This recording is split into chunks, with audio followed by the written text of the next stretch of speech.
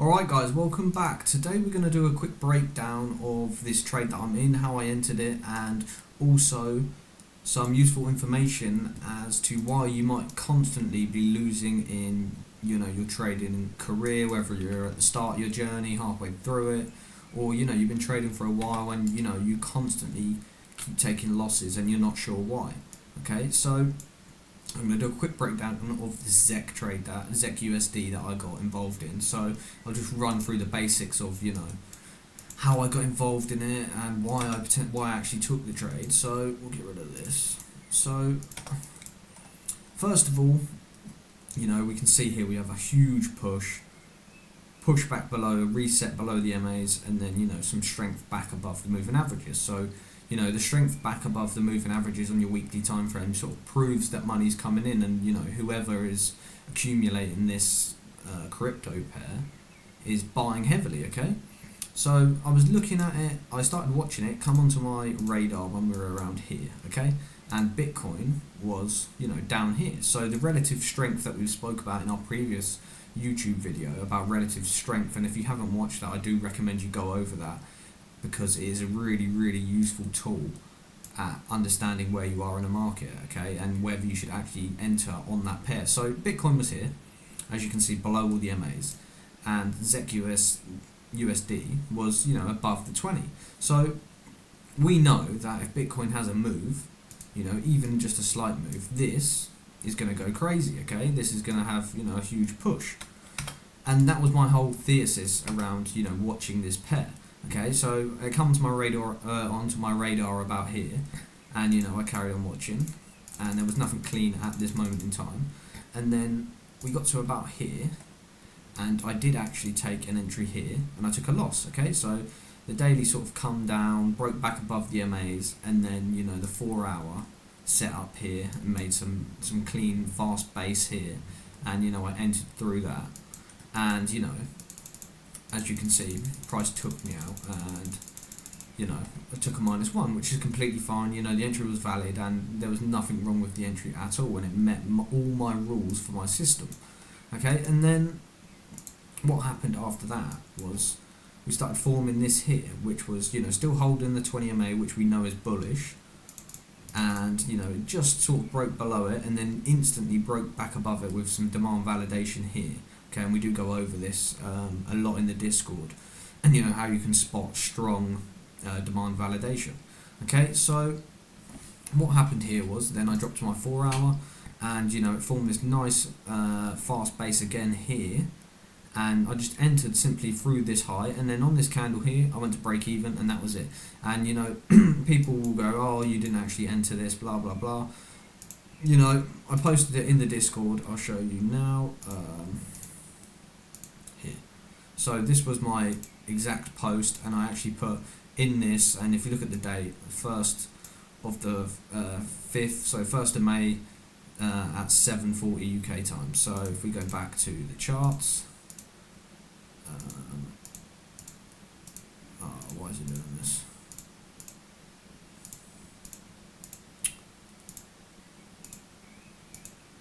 Okay, back to the charts. You can see, 1st of May, and then I got in around sort of on this candle here. Yeah, 7:40. So on this candle here, on this expansion candle. So I did actually enter this trade. A lot of people will say, oh, you didn't actually enter it, but that doesn't matter what other people think. Everyone in the Discord knows that I took it, and anyway. So price carried on. Obviously I was at break even here, and then started moving higher. I didn't take any partials yet, and then so far I've secured around, like, I think it's about 12 R out of it, and then I've got sort of 25% of the position, and it just kept going, basically just going berserk, and currently it's floating around what is that, sort of 30 RR. So trades like this can, you don't get them often, but when they do happen, they can completely change, they can make your year almost, So obviously at the minute I've got sort of 25% left of the position, and I'm just going to hold it and see if we get a move higher to take this high, because as we know, price seeks the next high. But yeah, at the minute I'm just going to hold it and sort of, if it pulls back here, that's completely fine. I'll sort of keep an eye on the 20 MA. If price sort of dips below that, then I might just exit, to be honest with you, with a sort of a small profit, because at the minute it's only floating around sort of 9R. So, you know, if it catches up a little bit and it's around sort of 12, 14, 15R and price closes below it, I'll take that as like a bearish break, and I'll just close the full position. So, you know, that entry, if it does really want to go, because it looks extremely strong at the minute, you know, if Bitcoin wants to continue, there's no reason for us not to take this next high, okay? And, you know, hit the sort of, you know, the $1,000 region, okay? So I don't see any reason at the minute to exit this trade, or, you know, there's no reason for me not to hold it, okay? Until it starts sort of proving that it wants to break down, and at the minute everything's aligning to go higher. So, you know, I'm going to stay in this. I'll keep you up to date on it. But that was just a bit of proof, you know. People might think that, you know, it's not possible to catch entries like this. It is completely possible. And, you know, we do it week in and week out. So, in this video today, I want to address some issues that a lot of people trading might find, okay? And you might not be profitable yet, and you might still be getting issues where, you know, you do really well, you know, you might have a really good week and trade a good week, and then, you know, the following week you might lose it or end up back at break even, okay? And one of the main factors would be, we'll write it for you, one of the main factors to this is not understanding where price is heading.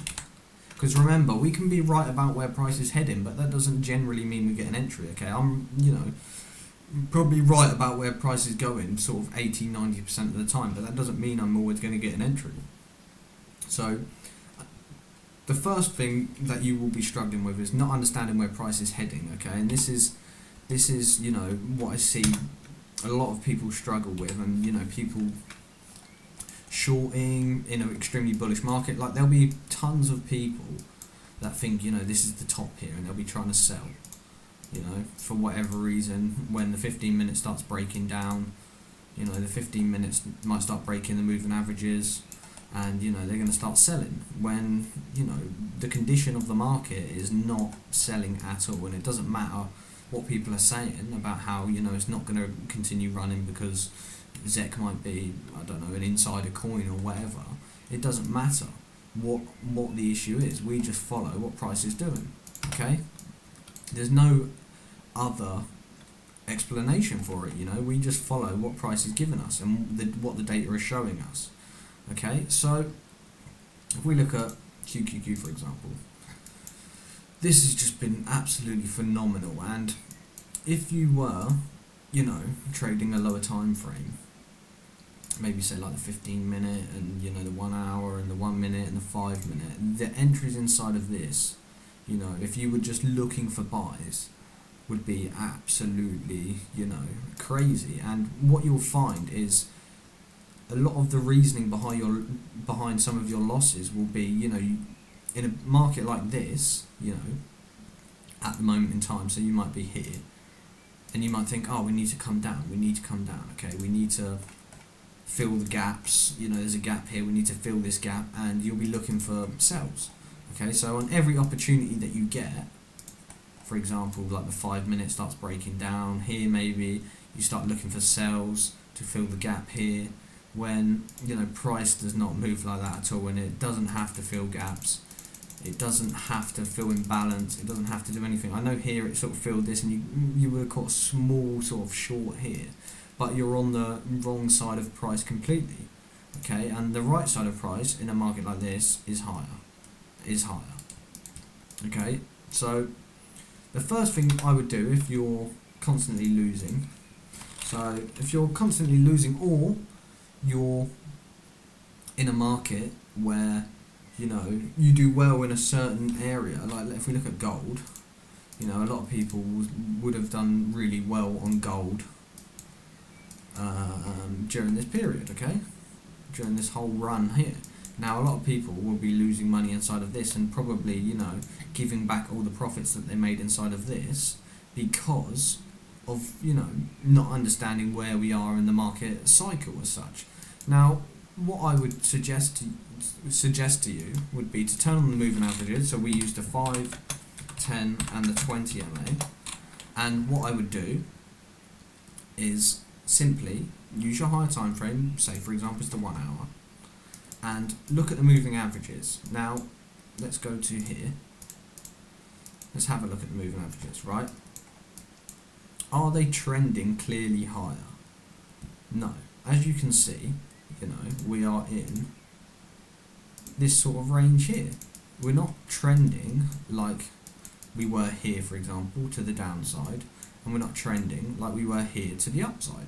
You know, are the MAs sloping higher? Like this whole area here, if you look at the range that we're in, you know, there was no sort of good entries, and no matter what you were doing, you would be taking losses. So in order for you to, you know, stop potentially giving your profits back to the market, you know, turn on the moving averages and have a look at where we are.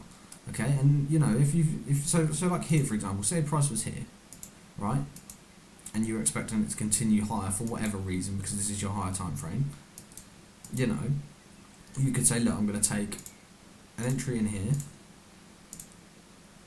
you know, a couple of entries in here, 2, 3 maybe maximum, and then if it doesn't work out, I'll wait for price to prove that, you know, it does actually want to continue in the direction that I want it to. And if it doesn't, you completely just ignore the market and walk away and set alerts. So you set alerts up here, or, you know, here somewhere, if it wants to potentially come to the downside, and you just walk away and look at another market, because the condition of the market is not in a condition that is viable for you to trade in. Okay? And, you know, a lot of people struggle with areas like this. You know, they feel like they have to be in an entry, you know, you have to be in an entry, you have to be in an entry, and they just constantly get stopped out. And, you know, I've struggled with this, you know, a lot previously, until, you know, one day it clicks and you realise doing nothing is also an entry, okay? And staying out of the market and avoiding areas and reserving capital is, you know, one of the main criterias in trading. And identifying when we are in that, and having rules around when to take entries and when not to, and when to potentially avoid, because you don't actually know where price is going. You know, we can have biases in our mind. Like, so let's go like this, for example. So oil, there was no reason for us not to continue higher here, okay? Because we know when price is bullish, it takes the next high. Price is bullish, it takes the next high. It seeks the high. Okay, it doesn't seek the downside, it seeks the top side. Okay, and then when we're bearish, it does the opposite, it seeks the downside. So there was no reason for us not to continue higher here. And what we had was, you know, price here. And, you know, I actually took a trade here because I thought here it was going to continue. You know, I took an entry expecting price to continue here and, you know, take this high. However, it didn't. Okay, and that's completely fine. And I took a loss in here, which is, you know, completely normal. Here, took a loss. And then now price is in a condition, if you look at the moving averages, they're chopping. Okay, now there's nothing for me to do. So I completely avoid this market until it starts proving otherwise. Okay, so like now at the minute it's below the MAs here, you know, my bias is bullish, so I'm not even going to consider this market until, you know, it puts in some extreme strength and starts setting up sort of here, you know. So using the moving averages to judge where you are in a market is extremely powerful, okay? And like I said, oil was a great example now. You know, we're in this sort of chop. You know, why would you want to try and trade it? Price is breaking above the MAs, it's breaking below. Look, it's broke below here, it's broke back above, broke below, broke back above, broke below. So you have no idea where it wants to go. You know, this one here was completely fine because, you know, this was an expected reaccumulation, you know, Wyckoff, a reaccumulation to continue higher. But it broke straight back below the MAs. Now, there's nothing for me to do. And I would look at another market, okay? So, having that discipline to look at a market and go, okay, does this actually meet my rules, and are the MAs clean, and do they actually align with what I want to see, is extremely, important. And if you don't have that, then, I'm sorry to say it, but you will not get anywhere when you're trading. You will have spurts where you do well, and then you have spurts where you'll give back all your profits in the market. Okay? So, a lot of the members that we have, they are, starting to understand this a lot, and starting to understand when to sit out of the markets, because they know their edge. So this is what it all sort of builds up to. Their edge or system only works well in a good market condition. Okay? And a good market condition would be something like QQQ here, where it's just, simply MA sloping higher, no choppy MAs, not like this price action here, not above, below, above, below, above, below, above, below. MAs are sloping higher, price is holding the MAs, and we expect price to continue until it proves to us that it doesn't want to. So, it is really actually quite simple, but, until somebody explains it to you properly, you wouldn't know. Okay? And a lot of people will, be taking entries inside of this, inside of, potentially this, and they'll be wondering why they're losing. But it's not because their system doesn't work or what they're doing is wrong. The overall and underlying condition of the market is just not there, okay? And your system will not excel in a market condition like this. And it doesn't matter what system you have, you're not going to make money, okay? So the condition and the story, the underlying story of the market, is one of the most important things that you have to understand and have a really good grasp of when it comes to trading. Okay? So, yeah, same with gold. If we look at gold. So I did actually say in the previous video, I expect it to either come lower or just chop about. Okay? And we started breaking down last week, as you see here, and then we just broke back above the MAs. Now, next week if we break back below the MAs here, I'm going to probably say this is going to be chop dog shit. And I know whatever I try and do, no matter how hard I try, no matter how good the entries look on my lower time frame, the condition is not right, and the story is in the chop. Okay? It is in the chop, and the criteria, it might meet my entry criteria, but it will not work, okay, because of the underlying story. Okay, now until it actually proves, some real strength to the downside or to the top side, there is nothing to do on gold, and I would completely avoid it, because it's probably going to just chop, and you're just going to get frustrated, you're going to be confused, you're not going to understand what's going on, and, it's just a waste of your time and your capital, okay? So the underlying story of the market, like this, very clean, MA sloping higher, holding moving averages, versus, not holding moving averages to either side, and chopping sideways, okay? So the moving averages are, one of the most powerful tools at identifying what condition and what story the market is actually in. Okay, so let's look at an FX pair, for example, GU. So GU, we had this downtrend and we're holding the MAs here, so we're expecting continuation. There's nothing, there's not much else going on here, We're in this chop at the minute on the weekly, but, we're potentially going to start breaking out of this now if the daily is done sort of chopping around here. But I wouldn't even trade this. I would trade something cleaner. NQ, S&P 500, any of them pairs. And I would avoid pairs where the MAs are not clean, okay? So go and have a look for yourself and go back in time, go back on any pair and, look at what was the condition of the market. What did the moving averages do when we were in a choppy condition? And as you can see, it broke above, broke below, broke above, broke below, broke above, broke below, broke above, broke below, broke above. You know, that proves that whoever's buying and the entities that are accumulating or distributing are not sure what they want to do. Okay, and that tells me if they're not sure what they want to do, whether they want to push price higher or lower, then, you know, how am I meant to predict where price is going? Okay, I'd much rather predict where price is going when the MAs are smooth, clean, holding and trending in a clear direction.